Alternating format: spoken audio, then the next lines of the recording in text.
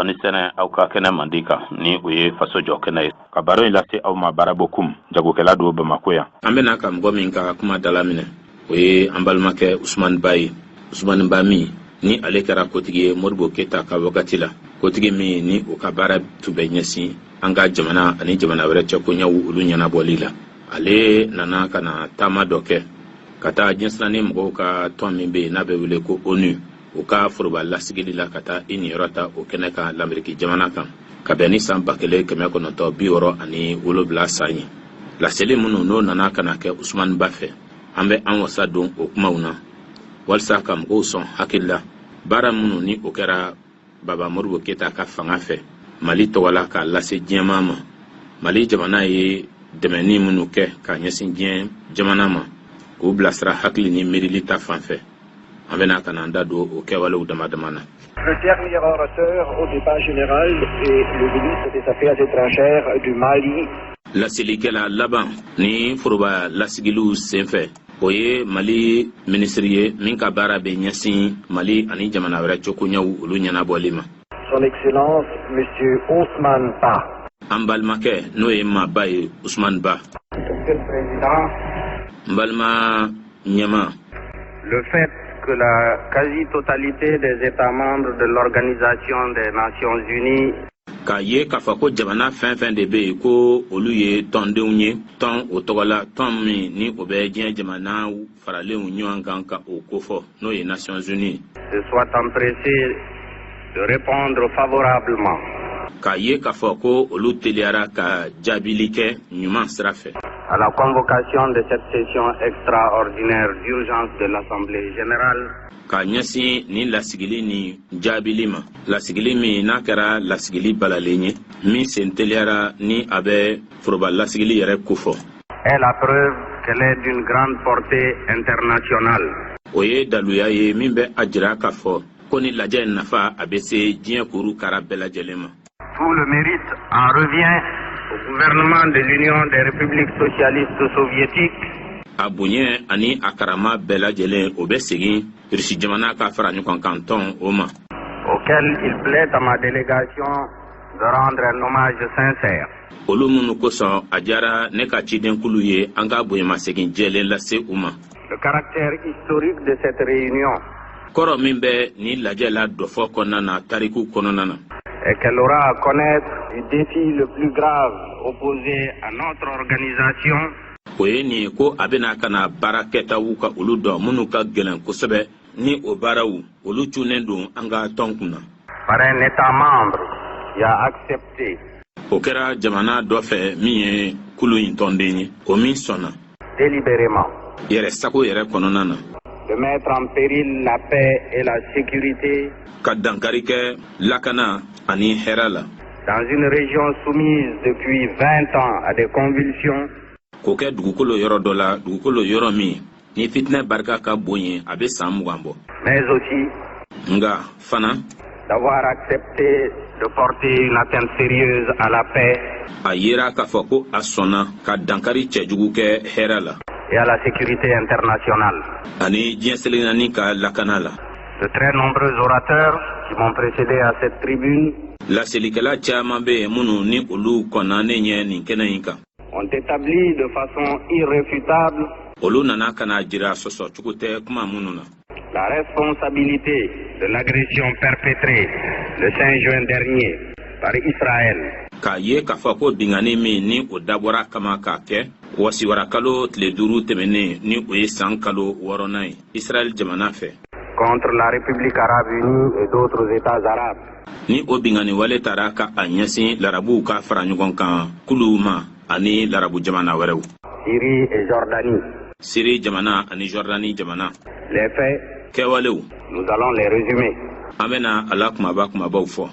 Déjà, le 25 novembre 1966. Kabini san 1966 o nɛnɛba kalo ni o ye san kalo 11 na o tile 25nan don ye. Le Conseil de sécurité. Kulu min sigilen don lakana ko la. A condamné Israël dans sa résolution 228. O ye Israël jalaki a ka bɛnkan sɛbɛnna min ye 228 ye.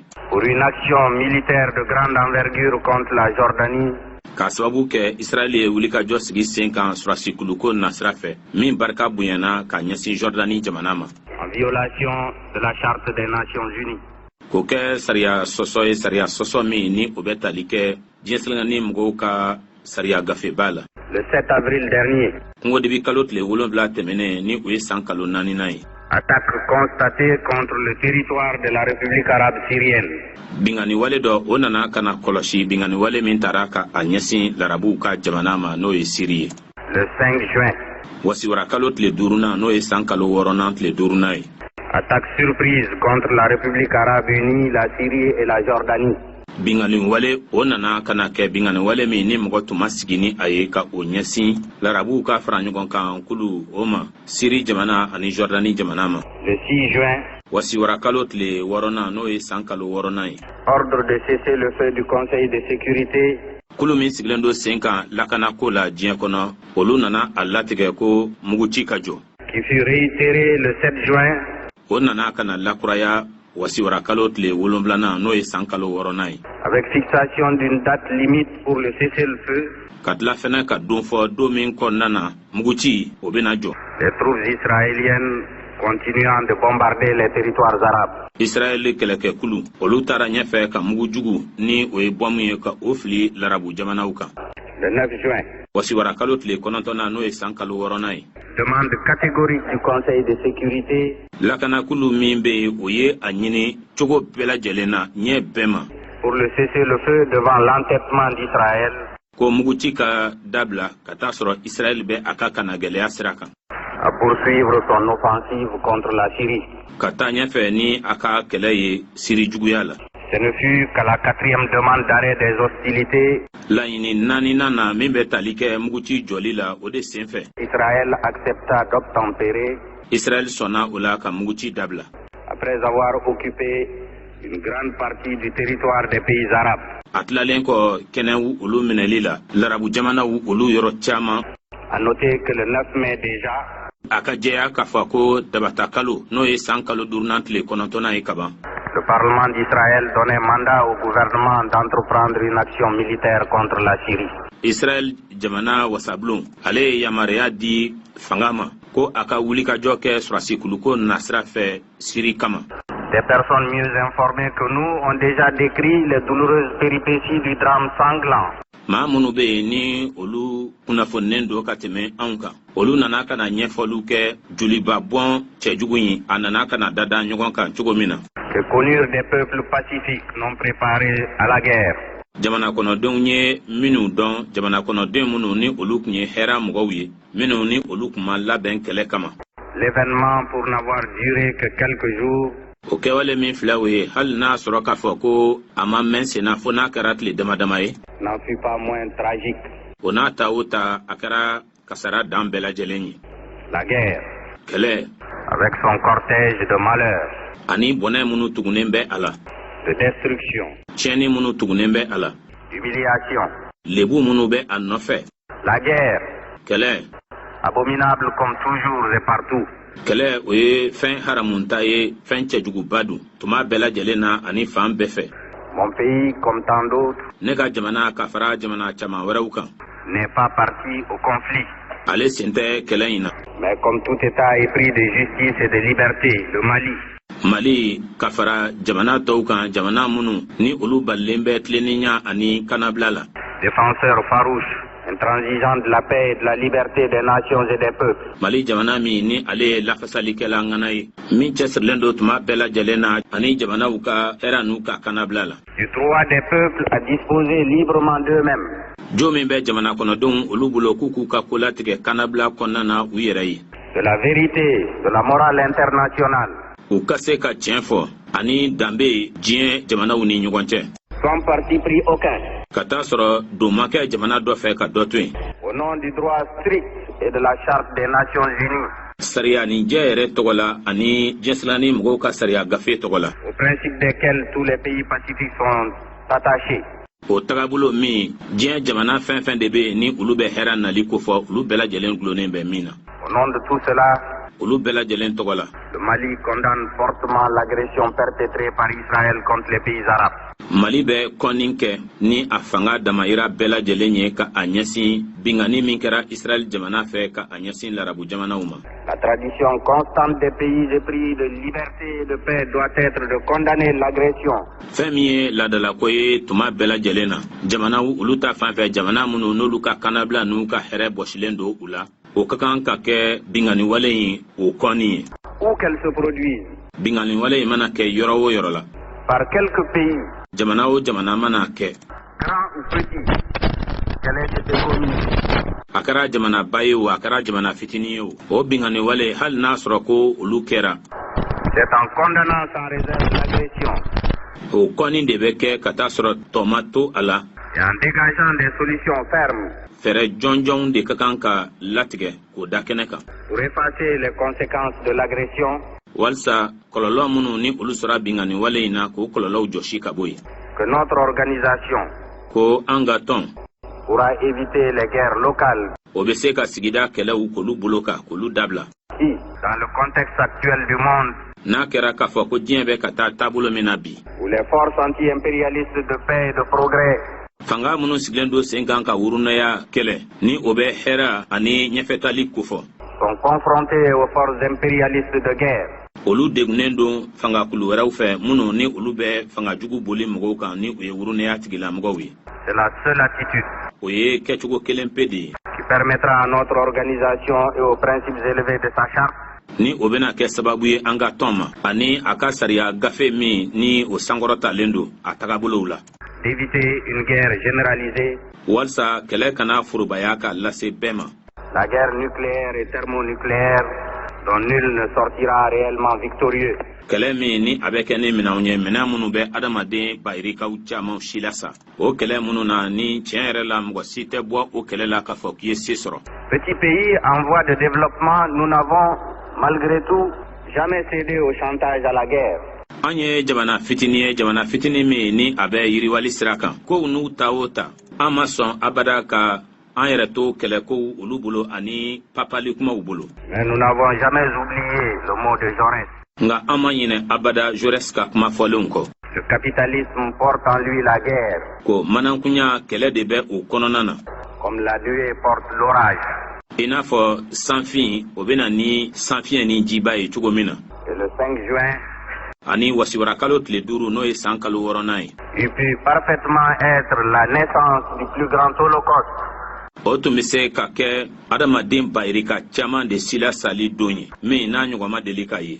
Sans la fermeté et la vigilance des forces de progrès. N'a kun kɛra k'a fɔ fanga minnu bɛ ɲɛfɛtali kofɔ ni olu ka cɛsiri ni u ka yɛrɛkɔlɔsi kun tɛ. Israël affirme pour sa défense. Israël bɛ a fɔ walasa ka a yɛrɛ lafasa ko. Qu'il est entouré de grands pays hostiles. Ko ale lamununen don ni jamana baw de ye jamana minnu ni ale ko man di olu ye. Et que de ce fait, il n'avait comme solution que la guerre pour sa survie.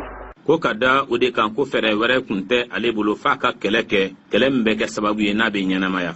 Il a dû s'inspirer du vieil adage. A kɔni taara ka taa misali de ta zanakɔrɔ dɔ kan. Si vis pacem parabellum. Si tu veux la paix, prépare la guerre. Ko o kɔrɔ ye ni mɔgɔ min i bɛ hɛrɛ fɛ i bɛ kɛlɛ ɲɛsigi. Mais le vieil adage fut déformé. Nga o zanakɔrɔ o bayɛlɛmana. Et dépassé. Ani tɛmɛ kɛra o kan. Et Israël conclut. Ani Israël bɛ a ka kuma kuncɛ ko. Si tu veux la paix, fais la guerre. Ko n'i bɛ hɛrɛ fɛ i ka kɛlɛ kɛ. Mais des voix autorisées ont déjà indiqué. Nga kumakan yamaruyalen dɔw bɛ yen olu y'a jira ka ban ko. Après les douloureuses expériences de l'humanité dans ce domaine. Hadamadenya tilalen kɔ faamuyali olu sɔrɔli la faamuyali minnu kɛra dimi ani ɲɛji la nin bolofara in kɔnɔ. Que la guerre est vraiment une forme anachronique. Ko kɛlɛ ale ye fɛn ye fɛn min ni tɛmɛ kɛlen don o la ni o tɛ bilaw kɛtaw ye tun. Démodé. Min ni a dalen don kɛnɛ kan bɛɛ ɲɛna. De la solution des problèmes. Ko o ye gɛlɛyaw de fura ye. Israël devient de ce fait. O de la sa Israël bɛ laban ka kɛ. Fortement suspect d'avoir des intentions bellicistes et préméditées. Siga bɛ kɛ ale la o la kosɛbɛ ko ŋaniyaw bɛ a la ŋaniya minnu ni a ye olu labɛn wa kɛlɛ ŋaniyaw de don. Car pourquoi, se sentant menacé, n'a-t-il pas fait appel à notre organisation?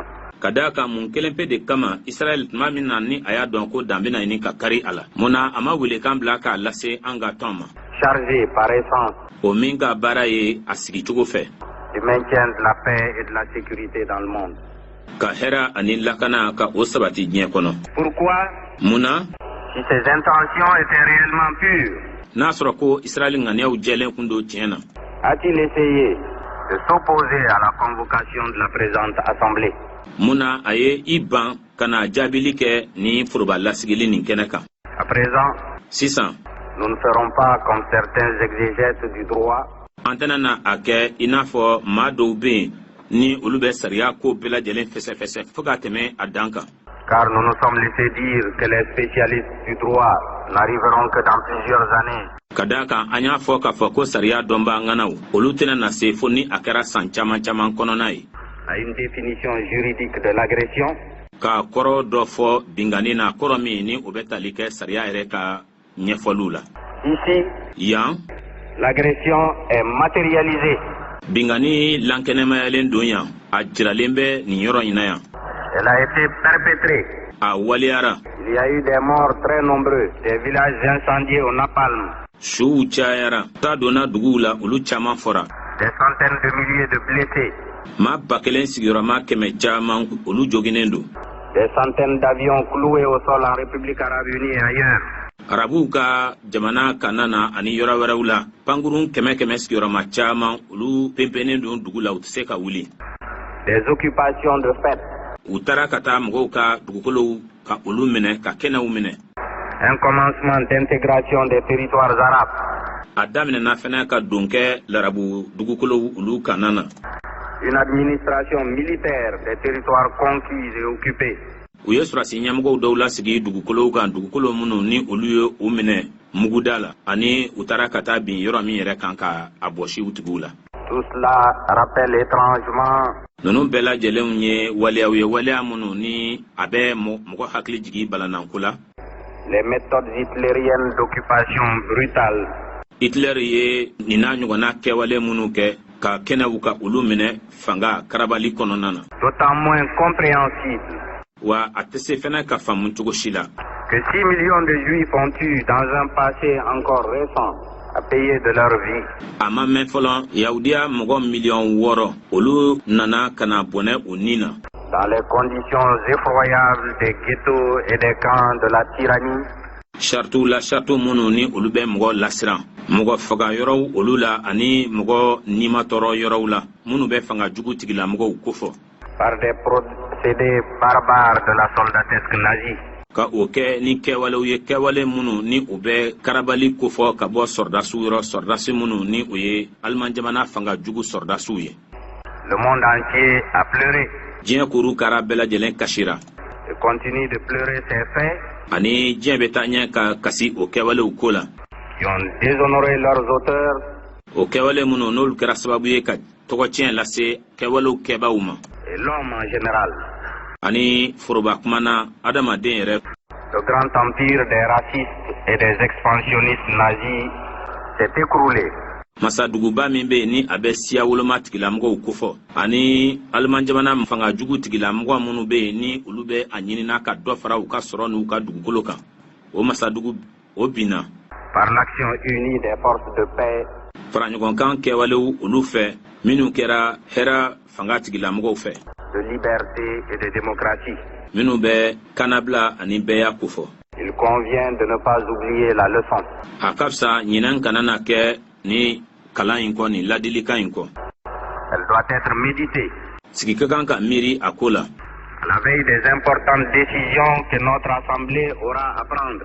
latigɛ belebelew nafamaw ɲɛkɔrɔ an ka foroba lasigili bɛna minnu ta Aussi bien par Israël fɛ fana que par ces grands protecteurs impérialistes dont l'objectif n'était pas simplement cette victoire-là, ani a lakanabaga belebele minnu bɛ yen ni olu ye wurunɛya tigilamɔgɔw ye ni olu ka laɲini kun tɛ dɔrɔn nin sebaya in ka sɔrɔ mais visait à la liquidation des régimes progressistes et anti-impérialistes dans le Proche-Orient. nga u kun bɛ fɛn min laɲinina o kun ye fanga fɛn fɛn de sigilen do sen kan n'o bɛ ɲɛfɛtali kofɔ ka o daji ani fanga fɛn fɛn de bɛ yen ni o bɛ urunɛya kɛlɛli kofɔ larabugun masurunya na k'olu bɛɛ lajɛlen daji.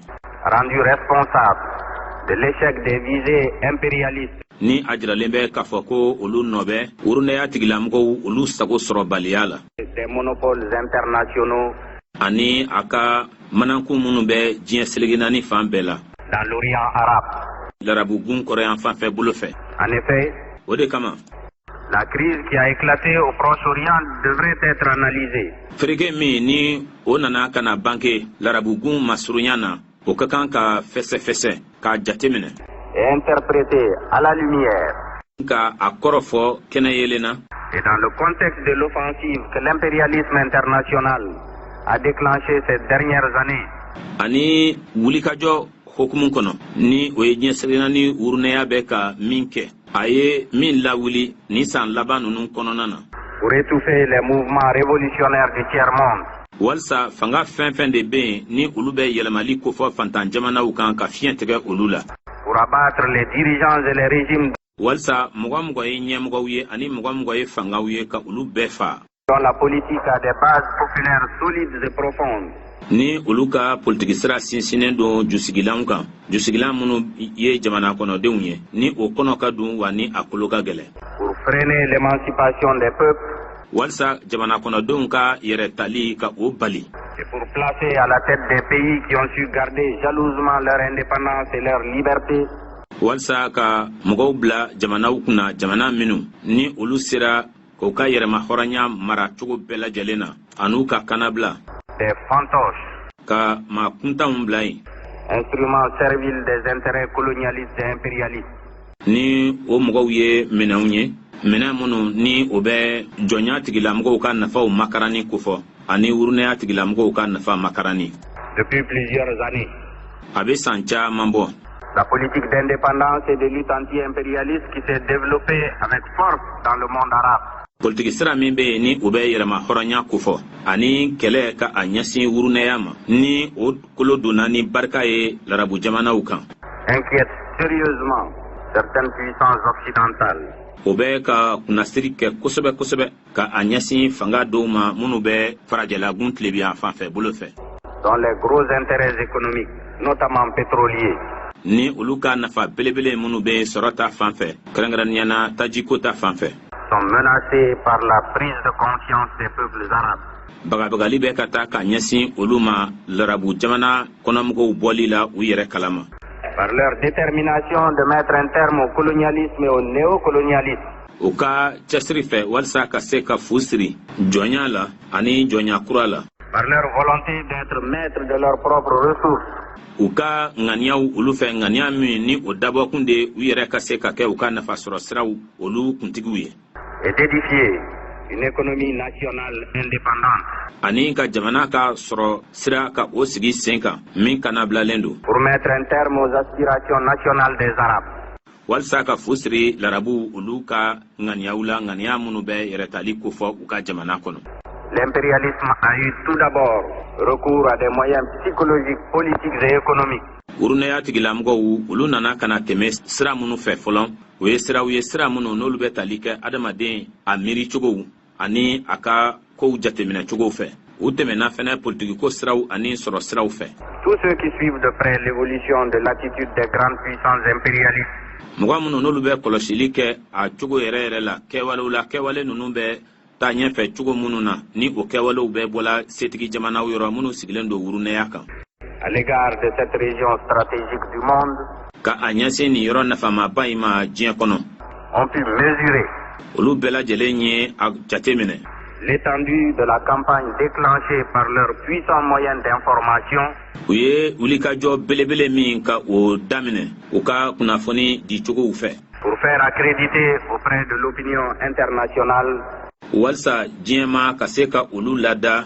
Le mythe de l'agressivité. Tagabolo min ni o bɛ bingani kofɔ. Et du caractère aventurier. Ani kunfɛ baara cogo min bɛ. De certains régimes et dirigeants populaires de cette région. Fanga dɔw la ani ɲɛmɔgɔ minnu ni jamana kɔnɔdenw tugunen don olu la o marayɔrɔw kɔnɔna na. L'aide fraternelle de ces pays au mouvement de libération nationale d'Afrique et d'Asie. O jamana ninnu ka badenya dɛmɛ ka a ɲɛsin kulu ma kulu minnu ni olu bɛ ka kɛlɛ kɛ walasa ka jamana kumabɔ farafina ani azi gun kan. A été interprété O nana ka na jira ka o kɔrɔfɔ. Comme une ingérence dans les affaires intérieures d'autrui. I n'a fɔ sen donni jamana wɛrɛ kungo ɲɛnabɔli la. Le soutien diplomatique et moral à la lutte anticolonialiste. Senkɔrɔma tintini min bɛ kɛ yen jamanaw olu ni ɲɔgɔn cɛ sira fɛ ani miiriliw sira fɛ k'a ɲɛsin jɔnya kɛlɛbaw ma. Dans certains pays du tiers-monde, fantan jamana dɔw kan. Devenait aventurisme. O kun nana ka na kɛ miiriyaw ye min bɛ kunfɛkow kofɔ. Et la coordination des efforts des pays en lutte contre les guerres injustes. Ani fangaw olu farali ɲɔgɔn kan jamanaw olu tɔgɔla jamana minnu ni olu bɛ ka kɛlɛ kɛ ka a ɲɛsin tilenbaliya kɛlɛkɛkow ma. Était considéré comme une conspiration. O kun jatelen bɛ i n'a fɔ janfa dɔ. Téléguidée par telle ou telle puissance socialiste. Min ni a ɲɛ minɛnen don ni fanga walima fanga wɛrɛ fɛ min ni o sinsinnen don sɔrɔ ni fanga forobayali kan. Cette campagne psychologique ni wulikajɔ min filɛ nin ye hakilinaw ani miiriliw ta fan fɛ. S'accompagnait de manœuvres et de pressions considérables. Fɛn min faralen tun bɛ o kan o kun ye komayɛlɛmɛw ani papaliw caman ye. Auprès de certains pays de la région. Jamana dɔw olu ta fanfɛla la ni olu ye gun ye o jamana dɔw ye. Dans le but de provoquer des divergences et des dissensions. O dabɔkun de kun ye fɔɲɔgɔnkaw ani mankanmisɛnninw ye. Et de briser l'unité ardemment souhaitée par les peuples. Ani kelenya min laɲinina jamana kɔnɔdenw fana fɛ ka o kelenya tiɲɛ. Exploitant ces divisions internes. Ka bɔ o kɔnɔna farafaraliw nu ma. L'impérialisme espérait ainsi affaiblir les forces révolutionnaires. Urunɛya tigilamɔgɔw a kun bɛ u kɔnɔ k'a fɔ ko u na se ka yɛlɛmali tigilamɔgɔw barika ban k'u fanga dɔgɔya. Les détourner de leurs tâches essentielles. Ka u kun bɔ u ka baarakɛta jɔnjɔnw kan. Et préparer la voie à l'agression extérieure. Ani ka sira labɛn kɔkan bingani ye. Et au coup d'État inspiré et commandé de l'extérieur. Ani coup d'Étaw n'o ye fanga dafiriw ye min ni a hakilinaw ani a ɲaminɛnen don ka bɔ kɔkanna na. Mais ce n'est pas tout. Nga o t'a bannen. Pour que les desseins de l'impérialisme soient atteints. Walsa fanga jugu tigilamɔgɔw u ka laɲini ye min ye u ka se ka sɔrɔ. Des mesures économiques surprises par certains pays. Fɛɛrɛ dɔw nana ka na latigɛ jamana dɔw fɛ sɔrɔko nasira fɛ. Résolument engagés dans la lutte anti-impérialiste et anticolonialiste. Ni olu kɛlen don k'a latigɛ ka u sen don urunɛya kɛlɛli la ani jɔnya kɛlɛli la. Surprise contre certains pays engagés dans la lutte anti-impérialiste et anticolonialiste. Ka taa jamana dɔw olu juguya la jamana minnu ni olu bɛ ka urunɛya ni jɔnya kɛlɛ. Des restrictions furent imposées ici et là. U nana ka na garan don o jamanaw la fan bɛɛ lajɛlen fɛ. Les prêts financiers et économiques. Juru mun bɛ don u la sɔrɔ ani nafoloko nasira fɛ. Furent assortis de conditions politiques intolérables. Charte nana ka na don olu la. Charte minnu n'o bɛ tali kɛ politigiko la ni diɲɛ tɛ se ka kɛ ni o charte ye fiyewu. Tandis qu'une certaine presse occidentale. O dun wagati kelen na o y'a sɔrɔ farajɛla tilebiyan fanfɛ bolo kunnafonidila dɔw bɛ yen.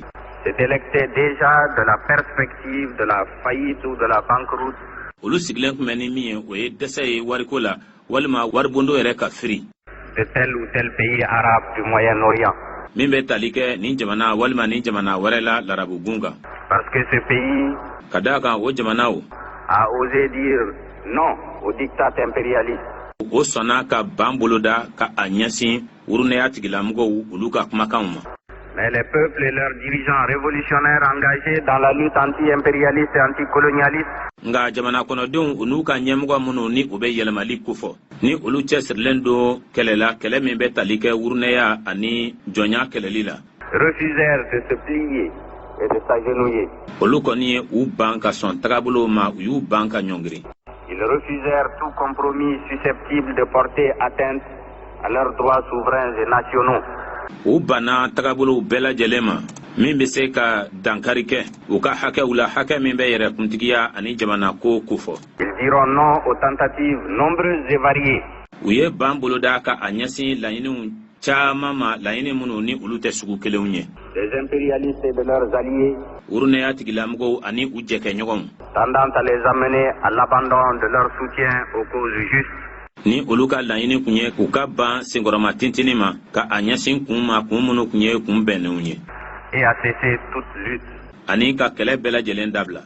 Pour ces pays menacés et discrédités, la lutte anti-impérialiste Urunaya kɛlɛli ka ɲɛsin o jamanaw ma minnu papalen don ni danaya bɔlen don olu kan. était considérée O jatelen tun bɛ comme une lutte globale i n'a fɔ bakuruba kɛlɛ qui ne pouvait s'arrêter simplement au Caire ou à Damas, min tɛ se ka jɔ dɔrɔn Caire walima Damas, à Alger ou à Aden, au Vietnam ou à Rhodésie du Sud, Alger walima Aden, Vietnam walima Rhodésie du Sud, en Afrique du Sud ou en Angola et au Mozambique. Afrique du Sud walima Angola walima Mozambique jamana. L'impérialisme jugea dès lors nécessaire d'avoir recours à son arme favorite. Kabini o de kɛra Urunaya fanga jugu tigilamɔgɔw olu y'a ye o la k'a fɔ ko a ka kan u k'u diyaɲɛ kɛlɛkɛminɛn ta. L'agression directe, délibérée, préméditée.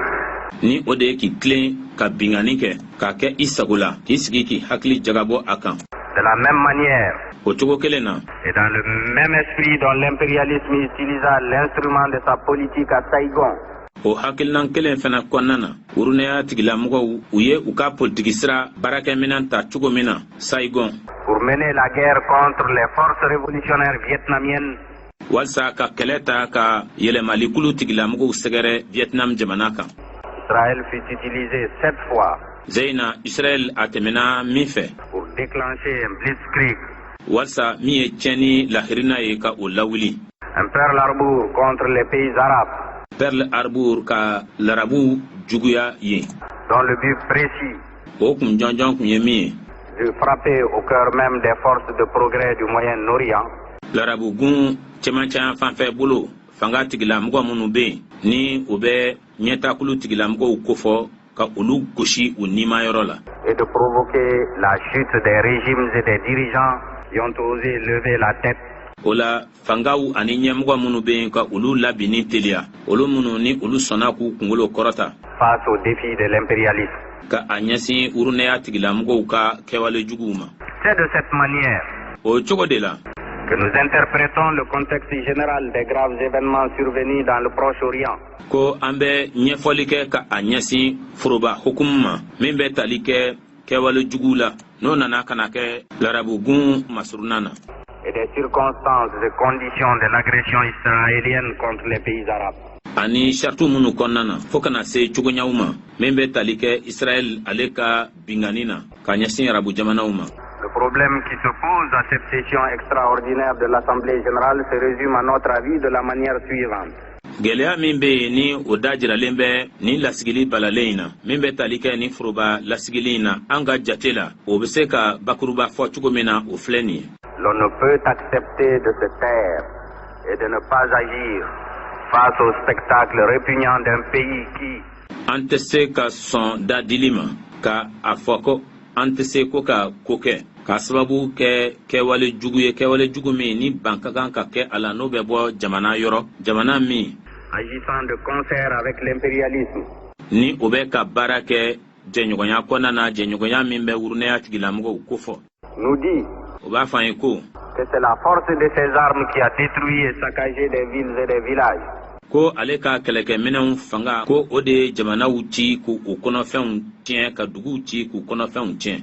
Qui a tué et massacré des milliers d'innocents dans une attaque surprise, min ye tiɲɛni kɛ ka fagali kɛ maa ba kelen kelen sigiyɔrɔma caman minnu ni olu m'a min n'u m'a bɔn ni olu bɛɛ ni kɛnɛ karabara binganiwale balalen senfɛ. que c'est cette force des armes Ko o kɛlɛkɛminɛnw fanga qui doit permettre de dicter les conditions de la paix.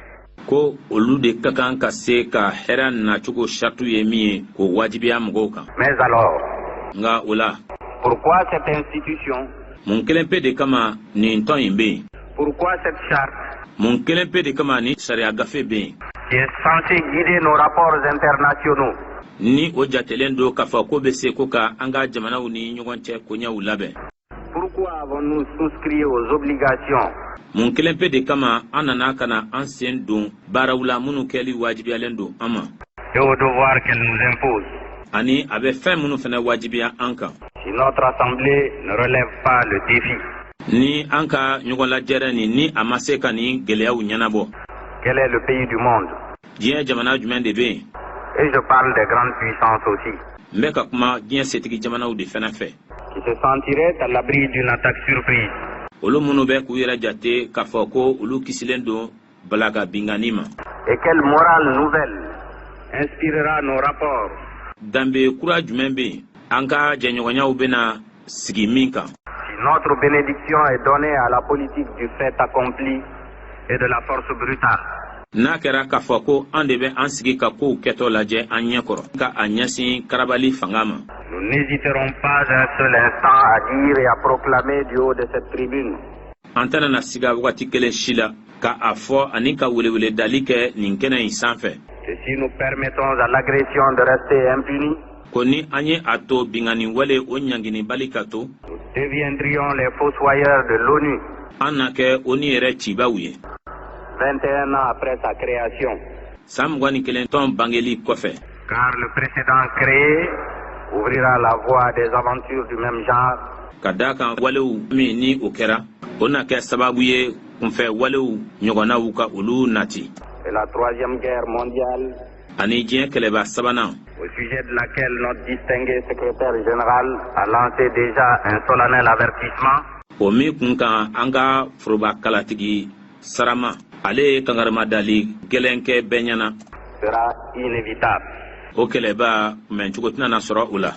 Ce qui se passe aujourd'hui au Vietnam et dans le Proche-Orient fɛn min bɛ senna bi vietnam jamana kan ani larabugun masurunya na constitue à nos yeux o ye fɛnw ye anw ɲɛkɔrɔ. la phase préparatoire de la conflagration mondiale. o ye ɲɛbila labɛnw de ye min bɛ diɲɛ bɛɛ lajɛlen dafirili kofɔ. Et la voix puissante du général de Gaulle ani kumakan fangama min bɔra de Gaulle yɔrɔ n'a pas hésité à se joindre à celle de M. Tante o ma siga ka kumakan fara an balimakɛ tan ta kan pour mettre le monde en garde contre les graves dangers qu'il menace. walisa ka kangari da diɲɛ ye ka a ɲɛsin faratiko jugu minnu ni olu bɛ ka diɲɛ papa. Qu'on ne nous accuse pas surtout an kana na jalaki fiyewu d'avoir déformé les faits et les réalités ko an ye kɛwalew kɛcogo ko an ye o bayɛlɛma ko ka tiɲɛw bayɛlɛma. quant à la responsabilité de l'agression qui a été déclenchée le 5 juin contre les pays arabes. ka a ɲɛsin bingani wale o kɛli ma min ni o nana kana kɛ wasiwara kalo tile 5 n'o ye san kalo 6nan ye ka a ɲɛsin larabu jamanaw ma. Il s'agit tout simplement min ko don dɔrɔn de se référer à la presse américaine elle-même, ka sinsin kɛ lamɛriki jamana kunnafonidilaw yɛrɛkun kan dont on connaît la profonde sympathie pour Israël. an bɛ olu minnu ka kaniyaba dɔn ka ɲɛsin israɛl ma. Dans le Washington Post du 16 juin, lamɛriki jamana mɔgɔw ka laseli sɛbɛn min bɛ yen ni o bɛ wele ko washington post min bɛ tali kɛ wasiwara kalo tile 16nan na ni o ye san kalo 6nan ye. le correspondant Bernard Nossiter, arrivant de Paris après un voyage en Israël, écrivait: kunnafonidila min sigilen don yen ni ale tɔgɔ ye ko bernard nusikler ale natɔ ka bɔ paris taama dɔ kɛlen na a fɛ israɛl ale tun y'a sɛbɛn ko que le cabinet israélien avait décidé d'aller en guerre contre ses voisins arabes durant la nuit du 3 juin. ko israɛl fama ka ko ɲɛnabɔ kulu ko o tun ye a latigɛ ko ka taa kɛlɛ la ka a ɲɛsin israɛl sigiɲɔgɔn larabu jamanaw ma wasiwara kalo n'o ye san kalo 6nan o tile 3nan su ye. soit 36 heures avant que le conflit ne se déchaîne. fɔcogo wɛrɛ la ɛrɛ 36 yanni kɛlɛw ka dabɔ. Le correspondant précise kunnafonidila min sigilen bɛ yɔrɔ kelen ye o ye a perepere ko que la stricte censure israélienne l'avait empêché de transmettre cette information ko israɛl kɛli ko ka bara don mɔgɔw da la kunnafoni dɔw dili la ko o tun ye ale bali ka ni kunnafoni ninnu lase. mais que, selon des sources autorisées israéliennes, ko nga ko ka kɛɲɛ ni kunnafoniw ye kunnafoni minnu ni olu yamaruyalen don israɛl jamana kan. la session secrète du cabinet israélien lasigili min ka kan ka kɛ gundo la israɛl faama ka koɲɛnabɔ kulu fɛ. fut l'occasion d'un débat amer o lasigili yo ko o kɛra kuma ye kuma min ni a kunnayara. au cours duquel on vota pour déclencher la guerre. o min senfɛ suganteli nana kɛ walisa kɛlɛ ka lawuli. Ce n'est pas nous qui le disons. An ma o fɔ dɛ. Dans le numéro 834 du 12 juin de l'hebdomadaire français Express, on lit: Faranskaw olu ka lakalita sɛbɛn dɔ bɛ yen min tɔgɔ ye ko Express n'a bɛ bɔ duwakun o duwakun. Ni o tun bɛ a bɔ ko 834 na min bɛ tali kɛ wasiwara kalo n'o ye san kalo 6nan tile 12nan don ye. A tun bɛ kalan o sɛbɛnfura kan ko l'atout maître de l'état-major israélien a été la surprise. Tagabolo min bɛ Israël jamana kɛlɛ ɲɛmɔgɔyaso la o tagabolo o kɛra cunni ye mɔgɔw kan ka bala mɔgɔw la. L'offensive éclair déclenchée le lundi 5 juin à l'aube. Ni o kɛlɛ nana ka na jula tigɛ ntɛnɛndon n'o o bɛnna wasiwara kalo tile 5nan ma san kalo 6nan ka bɛn ni fayirida ye. Dans des conditions où le droit strict château la château min ni sariya dɔrɔn s'est trouvé quelque peu bousculé. N'a nana ye k'a fɔ ko o ɲɔnina dɔɔni. A pris de court le commandement arabe uni. O balala larabu jamanaw ka fara ɲɔgɔn kan kulu kɛlɛ kuntigiw la. Le moment est peut-être venu de poser la question mɔgɔ bɛ se k'a fɔ la ko wagati sera ka ɲiningali kɛ aux puissantes forces impérialistes fangaw la fanga minnu bɛ yen ni barika bɛ u la n'u sigilen don wurunɛya kan. Qui téléguident les actions agressives des uns. Ni olu bɛ kɛwalew ɲɛminɛ kɛwale minnu ni u bɛ bingani kofɔ ka bɔ dɔw yɔrɔ. Ou inspirent les coups d'état des autres. Walima u bɛ coup d'état fana labɛn jamana dɔw olu kan. Ou déclenchent des guerres contre les mouvements de libération nationale. Walima u bɛ kɛlɛw lawuli ka a ɲɛsin tɔn ma tɔn minnu ni olu bɛ ka jamana ka yɛrɛmahɔrɔnya ɲini ni kɛlɛ kɛ. Et les forces révolutionnaires du monde. Ani fanga minnu sigilen don diɲɛ kɔnɔ ni olu bɛ yɛlɛmali kofɔ. Directement ou par procuration. U bɛ kɛlɛ kɛ ɲɛngwɛn walima u bɛ kɛlɛ to dɔw bolo u ka a kɛ u nɔ na. Si ces puissances pensent réellement n'a kɛra k'a fɔ ko o setigi jamanaw ko olu bɛ miiri la tiɲɛ na que les peuples vont rester indifférents et passifs, ko jamana kɔnɔdenw bɛna ka na u sigi i n'a fɔ u ka sira tɛ ko la walima fɛn bɛɛ bɛ kɛ u ɲɛna u tɛ fɛn fɔ. et se contenter d'encaisser coup sur coup, ko jamana kɔnɔdenw na u sigi a ka kɛ u la tuma bɛɛ lajɛlen na sans réagir ka taa sɔrɔ u ma fɛn kɛ et sans prendre les mesures d'autodéfense qui s'imposent. ka taa sɔrɔ u ma tagabolo fana sigi sen kan min bɛ yɛrɛmakarani kofɔ n'o wajibiyalen don. Je crois que nos amis et nos frères du monde arabe n bɛ a miiri k'a fɔ an teriw ani an balimaw minnu bɛ larabu jamana mɔgɔw kofɔ ont déjà répondu à cette question dans cette salle. olu ye jaabili kɛ ka a ɲɛsin nin kisa in ma nin kumakɛso in kɔnɔ. Les pays arabes ont affirmé larabu jamanaw ye a jira ko que s'ils ont perdu la bataille, ils n'ont pas perdu la guerre. ko ni kɛlɛ fan dɔ tiɲɛna u bolo ko kɛlɛ ma tiɲɛ u bolo pepewu.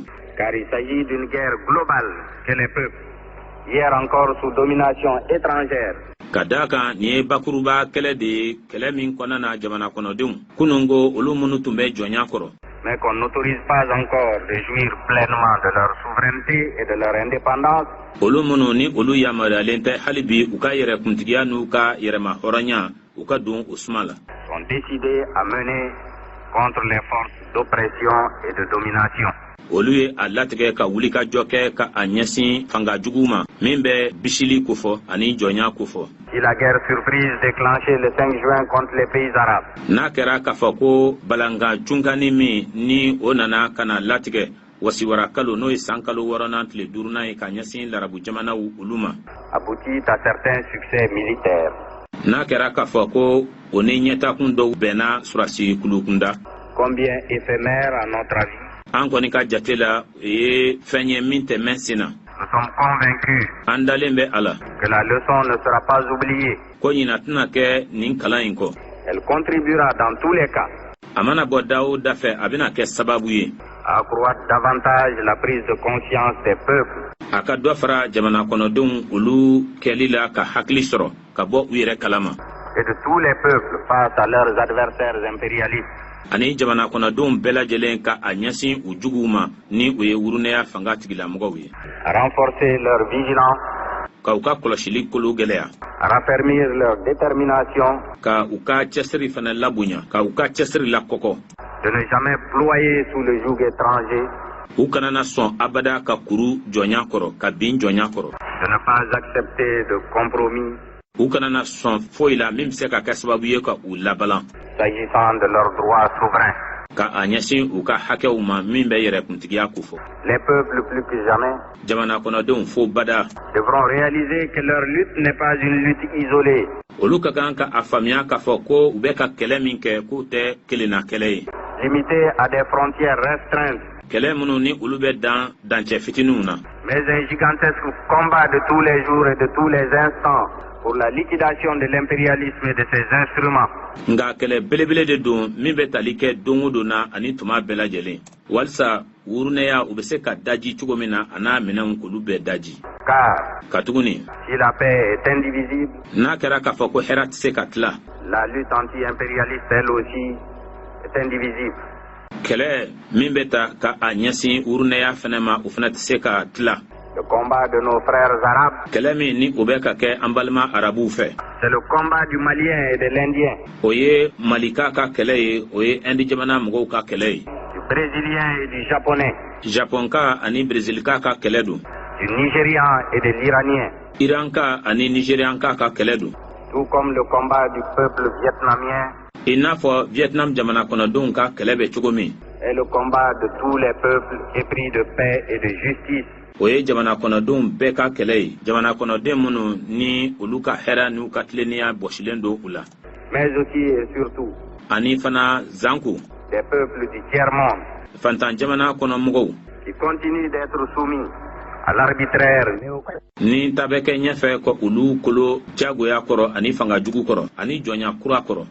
Ceci dit, o fɔlen kɔfɛ nous n'allons pas volontairement nous attarder aux aspects subjectifs du problème.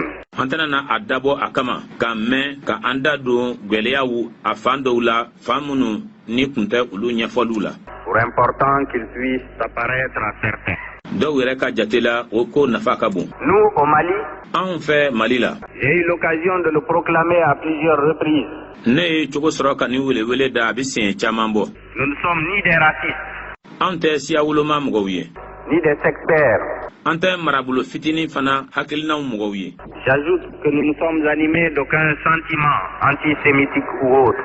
n b'a fɔ ka fara a kan ko hakilina fosi tɛ an na min bɛ kɔniyali ko fɔ ka ɲɛsin yahudiyaw ma. walima fɛn wɛrɛw. La vérité objective selon nous. tiɲɛ jɛlen bɛnnen ye min ye anw ta fan fɛ. Si les peuples veulent vivre dans la paix, ni jamana kɔnɔdenw b'a fɛ ka ɲɛnamaya hɛrɛ la. et promouvoir une coexistence durable et profitable à tous, ɲɛnamayali ɲɔgɔn fɛ ka o la yiriwa min bɛ mɛn senna wa n'a nafa bɛ se bɛɛ ma. c'est qu'il faut d'abord mettre fin aux revendications territoriales fɔlɔfɔlɔ la an ka ka fu siri mankanw olu dan na mankan minnu n'olu bɛ tali kɛ dugukolokow la. de caractère historique ou mythologique. o mankan minnu n'olu cogoyaw bɛ tali kɛ tariku la dɔfɔ la walima batokow la. Nous sommes d'autant plus à l'aise pour en parler an lafiyalenba de bɛ an da don nin kuma na. qu'au sein de l'Organisation de l'Unité africaine, tɔn min sigilen don farafinna ka kelenya makarani na o tɔn kɔnɔ. nous fûmes les défenseurs acharnés du maintien de nos États à l'intérieur des frontières léguées par le système colonial. an kɛra lafasabaw ye minnu tɛ sɛgɛn an ka jamanaw toli la dancɛw olu kɔnɔna na dancɛ minnu ni olu nana ka na to an ye jɔnya kɛbagaw fɛ. Alors que le Mali k'a sɔrɔ mali jamana est à même de poser valablement sur le plan historique le problème du retour aux frontières du Mali ancien. ka taa sɔrɔ mali cogo bɛ a bolo cogo min ni a bɛnnen don tariku nasira fɛ dɔfɔ nasira fɛ ko an ka segin ka na mali a jamana kɔrɔ dancɛw kɔrɔw la. De Sundiata ou de Congo Moussa. mali dancɛ minnu tun bɛ sunjata ka wagati la walima kangu musa ka wagatiw la. Quels problèmes inextricables et quel casus belli. o na kɛ gɛlɛya belebele ye o na kɛ fana kungo lawulitɔ ye min ka bon. Pareille attitude ne manquerait pas de poser dans notre région. o n'a ɲɔgɔnna kɛwalew olu tɛ kɔli ka na ni ko dɔw ye an ka marayɔrɔw la. Nous pensons an ka jate la. que tous les États membres de notre organisation devraient rapidement, ko jamana fɛn fɛn de bɛ an ka tɔn in kɔnɔna na olu bɛɛ lajɛlen ka kan teliya la. dans l'intérêt supérieur de la paix et de la sécurité du monde, nafa jɔnjɔn kɔnɔna na nafa min ni o bɛ hɛrɛ ani lakana kofɔ diɲɛ ta fan fɛ. s'abstenir ka u yɛrɛ minɛ. de loucher vers toute ou partie des territoires des États souverains que nous sommes.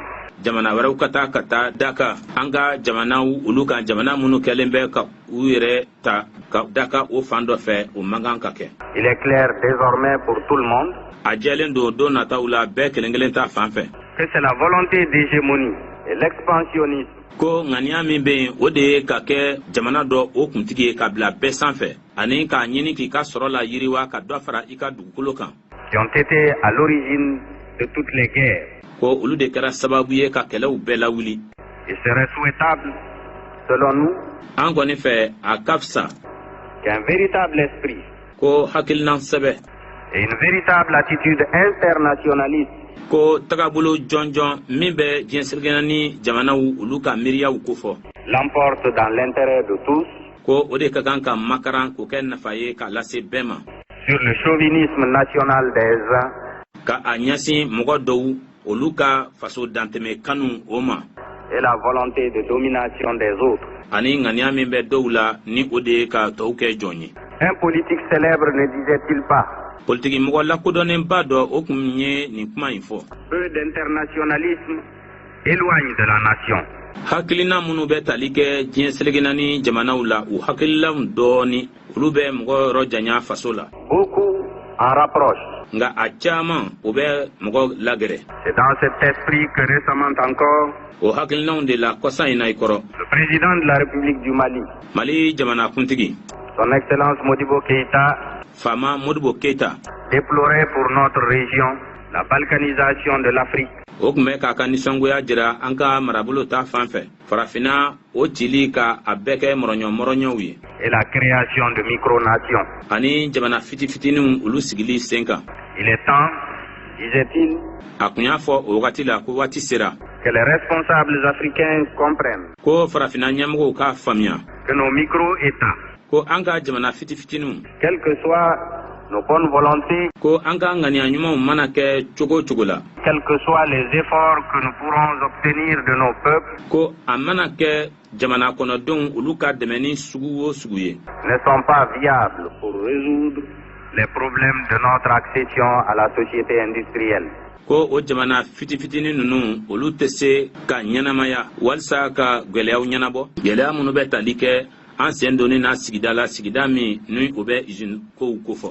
C'est l'opinion, semble-t-il, de la plupart des dirigeants africains actuels. a bɛ i n'a fɔ o ye nin wagati in farafina jamana ɲɛmɔgɔw bɛɛ lajɛlen de fɛnɛ hakililanta ye. Et au-delà de nos regroupements régionaux an ka faraɲɔgɔnkankulu ninnu olu bɛɛ kɔfɛ et des perspectives d'unité de notre continent, ani hakilina minnu bɛ yen n'olu bɛ kelenya kofɔ an ka farafina gun kan. nous autres Africains an tɔw farafindenw avons toujours abordé les problèmes mondiaux tuma bɛɛ lajɛlen na an y'an da don diɲɛ gwɛlɛyaw la dans le plus pur style internationaliste, avec comme fin dernière la paix k'o kɛ cogo jɛlen na min bɛ hakilina kofɔ hakilina minnu bɛ bɔ diɲɛ jamanaw ni ɲɔgɔn cɛw la ka a bɛɛ lajɛlen kɛ laɲini laban kɔnɔna na min ye hɛrɛ ye, le progrès ɲɛfɛtali et le bonheur pour tous les hommes. ani hɛrɛ ka ɲɛsin adamadenw bɛɛ ma. C'est dans cette perspective, Monsieur le Président, o hakilina de kɔnɔna na n balima ɲɛma que, abordant de façon très pragmatique le problème grave qui nous concerne, ka n da don gwɛlɛya belebele min bɛ an da la a ɲɛnabɔ cogo sɛbɛma la. nous pensons que la session extraordinaire spéciale de l'Assemblée générale an bɛ a miiri ko foroba lasigili balalen kɛrɛnkɛrɛnnen min filɛ nin ye doit prendre toutes ses responsabilités, o ka kan ka i jɔ a jɔyɔrɔ bɛɛ lajɛlen na condamner fermement l'agression israélienne du 5 juin contre les pays arabes, ka kɔni kɛ ka se a dan na k'a ɲɛsin israɛl ka bingani ma wasibara kalo tile 5nan n'o ye san kalo 6nan ye k'a ɲɛsin arabu jamanaw ma et se prononcer fermement contre le retour de pareils actes. ka a ŋaniya jira ka se a dan na walisa nin n'a ɲɔgɔnna kɛwalew segin ka na koo kan. L'Assemblée doit décider ni lasigili ka kan k'a latigɛ du retrait immédiat et sans condition des troupes israéliennes aux lignes d'armistice existantes, k'a ɲini satu yɛrɛ kana k'a la yɔrɔnin kelen israɛl kɛlɛkɛcɛw ka bɔ dancɛ la dancɛ min ni o bɛ kɛlɛ jɔli kofɔ ni o bɛ yen avant le déclenchement des hostilités, yanni mankanw ka dabɔ et mettre fin à toute annexion territoriale résultant des hostilités. ani ka dansigi kɛ dugukolo minɛlu olu bɛɛ lajɛlen na o dugukolo minɛ minnu ni olu bɛ bɔ kɛlɛw kɔnɔna na. L'Assemblée doit considérer comme non valable toute décision israélienne. Lasigili in ka kan ka jateminɛ kɛ k'a fɔ ko Israël mana fɛn fɛn latigɛ ko nafa t'o si la ko kun t'o si la. Et on en a pris hier et avant-hier. An y'o ɲɔgɔnnaw latigɛw kɛ kunu ani kunasini. Et en trait au statut des lieux saints de Jérusalem, l'Assemblée doit régler dans les meilleurs délais. Ka a ɲɛsin sigikanw ma sigikan minnu ni o bɛ Jérusalem yɔrɔ senumanw kofɔ. Lasigili nin ka kan ka ɲɛnabɔli kɛ wagati koronen kɔnɔna na. La question brûlante des réfugiés de Palestine. Kisa gwɛlɛ min bɛ yen ni o bɛ Palestine mɔgɔ bolilen kɛlɛw ɲɛ ka o kofɔ. Source permanente de conflit. Ni tuma bɛɛ lajɛlen na o de ye mankanw sababu ye. Douloureusement aggravé ces dernières semaines. Ni o nana ka na lajuguya kosɛbɛ ni duwakun laban ninnu kɔnɔna na. En droit strict. Sariyaninjɛ yɛrɛ kɔnɔna na. La question du dédommagement des pays arabes doit être réglée sans délai par Israël. Min ye Israël kɛli ye ka ɲɛji sɔngɔ di larabu jamanaw olu ma ka taa sɔrɔ don yɛrɛ ma kofɔ a ye o ka kan ka ɲɛnabɔ Israël fɛ. Qui doit réparer. Ale min ka kan ka ladilanni kɛ. Toutes les conséquences de l'agression. Kɔlɔlɔ fɛn fɛn bɔra a ka bingani kɔnɔna na.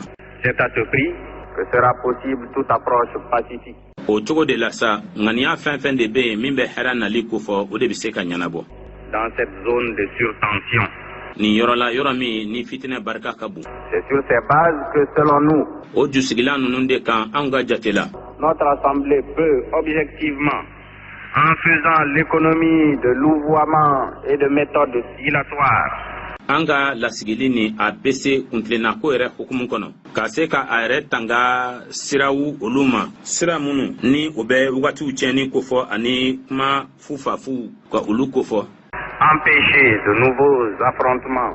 Ka kari ɲɔgɔnna kuraw k'olu bali. Dans ce secteur particulièrement sensible. Nin bolofara in kɔnɔna na bolofara min ni a ko ka gɛlɛn kosɛbɛ. Devenu volcanique. Ni o yɛrɛ labanna ka a kɛ ŋaɲaki ye juguya sira fɛ. Depuis la déclaration Balfour du 2 novembre 1917. Kabini laseli min nana ka na kɛ Balfour n'o kɛra ka bɛn ni san 1917 o nɛnɛba kalo ni o ye san kalo 11 o tile filanan don ye. Et il faut le dire. Ani a ka kan ka fɔ. La résolution des Nations Unies. Latigɛ min kɛra diɲɛ sirigani jamana fɛ. Du 29 novembre 1947. Responsable de la partition. N'o kɛra san 1947 o nɛnɛba kalo ni o ye san kalo 11 tile 29 don ye ni o de kɛra sababu ye ka na ni farali ye. Nous pensons qu'enfin Israël. Labana san an ka jate la Israël. Au moment où rien ne l'y force, sauf la volonté. Tuma min na ni foyi tɛ a wajibiya fo n'a kɛra ŋaniya ye. Combien contraignante de notre organisation et des stipulations de la charte. O ŋaniya min ni o bɛ karabali kɛ an ka tɔn tɔgɔ la ani sariya kɔnɔ kumaw. Doit pouvoir dominer sa victoire. O ka kan ka se ka a ka sesɔrɔli labɔra k'o labonya. Et tenir compte. Ani ka jateminɛ kɛ. Des décisions permanentes. Latigɛw la latigɛ minnu bɛ yen tuma bɛɛ. Et pertinentes de cette auguste assemblée. Ni olu ye latigɛw ye sɔsɔli tɛ minnu na ka bɔ ni lasigili barikama nɔrɔma la. Ma délégation souhaite, Monsieur le Président. Ne ka cidenw bɛ min laɲini n balima ɲɛma. Dans l'intérêt de la paix et de la sécurité au Proche-Orient. Hɛrɛ nafa kɔnɔ ani lakana larabugun masurunya na. Et dans le monde. Ani diɲɛ kɔnɔ. Que l'Assemblée générale. Ko foroba lasigili. Accorde un soutien résolu. Ko o ka a latigɛ ka senkɔrɔma tintinin kɛ. Au projet de résolution des pays non alignés. Ka a ɲɛsin ŋaniya sɛbɛn ma min bɛ kow ɲɛnabɔli kofɔ ni o bɔra kulu yɔrɔ kulu min ni olu t'u da don walikungo la k'a jaratigɛ u nɔ na. De même. O cogo kelen na. Ma délégation appuiera sans réserve le projet de résolution AL 519. Ne ka ciden kulu olu na senkɔrɔma tintinin kɛ ka taa sɔrɔ u ma u tɔto ka a ɲɛsin ŋaniya sariya sɛbɛn ma ni o nimero ye L519 ni o ye 119 ye. Présenté par l'Union des républiques socialistes soviétiques. Ni o nana kana jira Rusiw olu ka fara ɲɔgɔn kan jamana kulu fɛ. Je vous remercie, Monsieur le Président. Ɲɛma n bɛ i fo.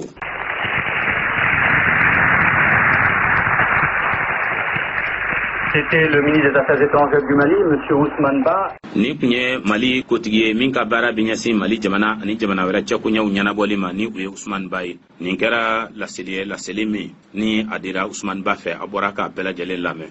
A kɛra san 1967 o ni u ka foroba lasigili balalen o senfɛ. Ndo y'a sɔrɔ diɲɛ a ka kalan fo ka taa fɔ ko a to ten.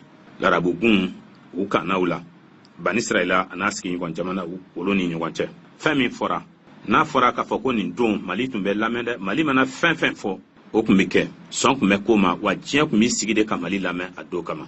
Nka bi dun tiɲɛ ka fisa Mali ɲɛmɔgɔw mana kuma an bɛ kɛ yɛlɛko fɛn de, an bɛ kɛ i n'a fɔ denmisɛnninw. Nin b'an sɔn hakili la. Nin baro in lasera aw ma Barabokum fɛ jagokɛla don Bamako yan nɔ.